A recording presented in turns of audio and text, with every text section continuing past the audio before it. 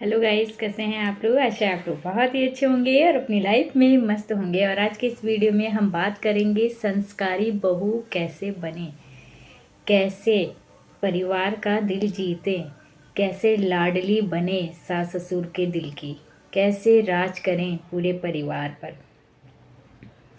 और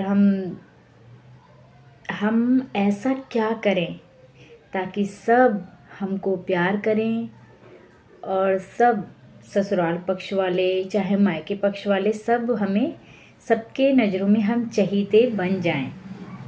अपने मायके का मतलब हम देखते हैं कि अपने मायके का जो रीति रिवाज है, और जैसे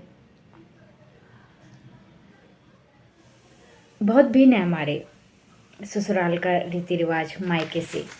तो और हम अपने मायके में भी सुनते आ रहे हैं, अरे सास बहुत ऐसी होती है, सास खड़ूस होती है, नंद चुगलखोर होती है, जेठानी ऐसी होती है, वैसी होती है, इस तरीके की चीज़ें हम सुनते हैं मतलब। और यही सोच है जो हमारे दिमाग से ना निकलती नहीं है, और यही सोच लेकर हम ससुराल में आ जाते हैं।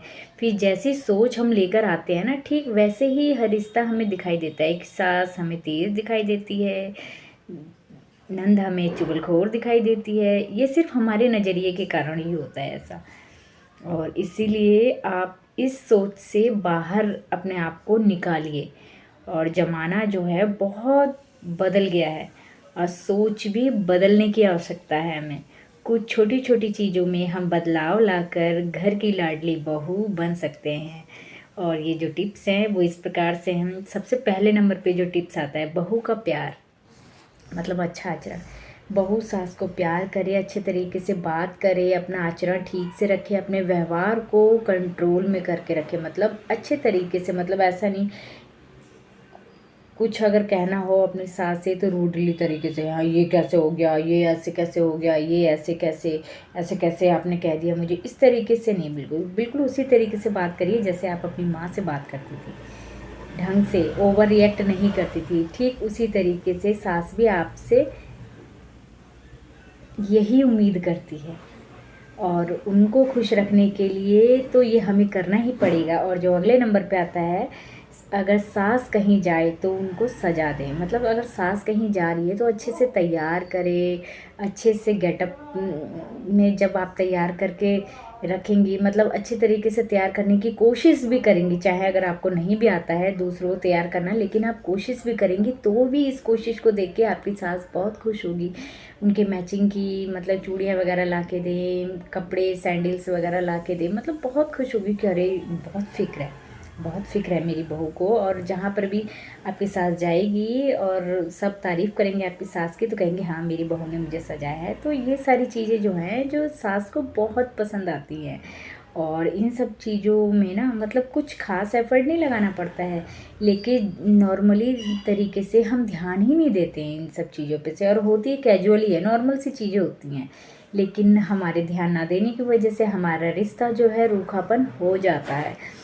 और जो अगले नंबर पे आता है, टाइम से खाना मिल जाए। मतलब सास ससुर को क्या चाहिए, सास ससुर को यही चाहिए कि मुझे मेरी बहू टाइम से खाना पीना दे दे अच्छे से। मतलब क्योंकि जो पुराने ज़माने के जो लोग होते हैं, जो सास ससुर हैं हमारे, और जो हमारी जनरेशन है, उनमें यही फ़र्क है। हमारी जो जनरेशन है वो मतलब थोड़ा सा लेट, टाइम बे टाइम अगर खाने में भी हो गया तो हमारी जनरेशन को फ़र्क नहीं पड़ता। लेकिन जो हमारे सास ससुर हैं उन्होंने हर काम टाइम के अकॉर्डिंग ही करा है।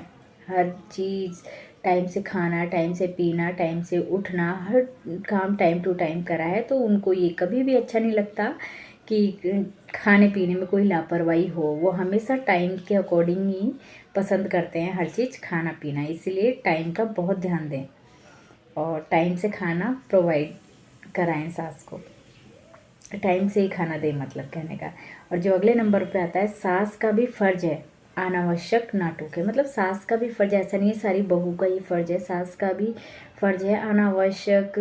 जैसे आप अपनी बेटी को समझाते हैं मतलब प्यार से कि नहीं बेटा ऐसे नहीं, ऐसे करना है, तो आप उस तरीके से ही अपनी बहू को समझाइए। मतलब टोंटबाजी मत करिए, गलत तरीके से व्यवहार मत करिए बहू से। मतलब ज़ोर से चिल्ला के गाली गलौज इस तरीके से व्यवहार बिल्कुल ना करें। जो बहू की नज़रों में आपकी छवि जो है डाउन हो जाए। आप अगर चाहते हैं कि आपका व्यवहार माँ बेटी के जैसा रहे, तो आप हमेशा अपनी लाइफ में ध्यान दीजिएगा इस बात का। और जो अगले नंबर पे आता है, रिश्तों की कमियां देखते हुए भी निभाएं। मतलब होता है ना, सास ससुर की चीज के घर जब हम जाते हैं तो हमें अपना रिश्ता, अपने मायके का रिश्ता तो वीडियो खराब क्या हुआ, मैं आ रही हूँ। हाँ तो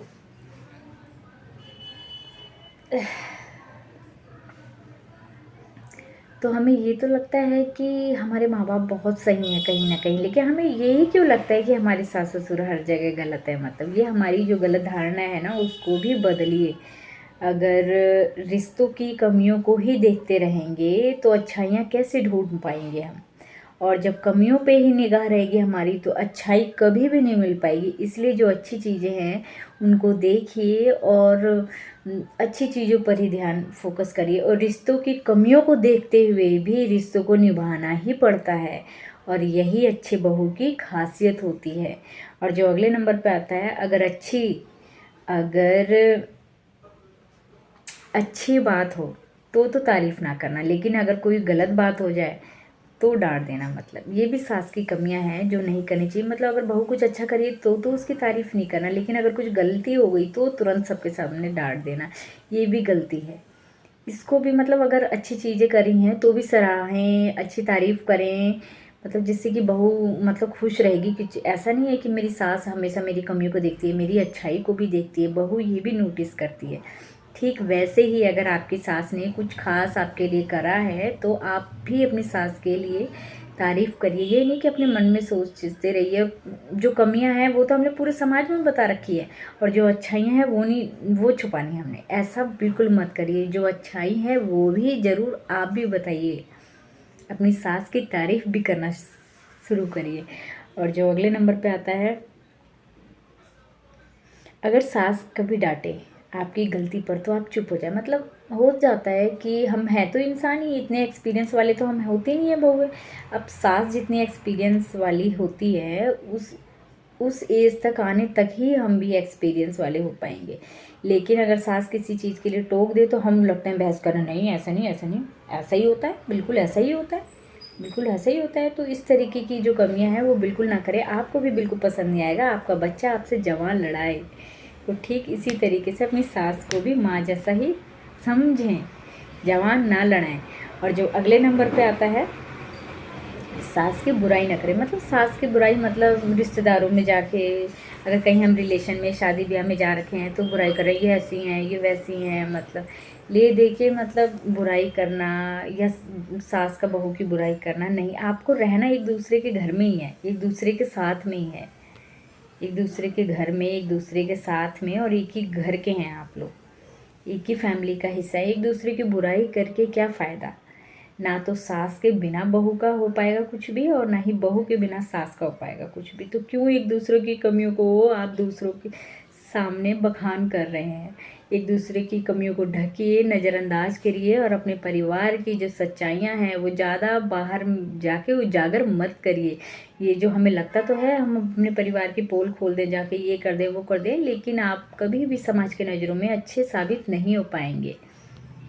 और आप लोग को मेरा ये वीडियो कैसा लगा कमेंट में बताइएगा, और जाते जाते मेरी वीडियो को सब्सक्राइब जरूर कर दीजिएगा। Bye bye my family.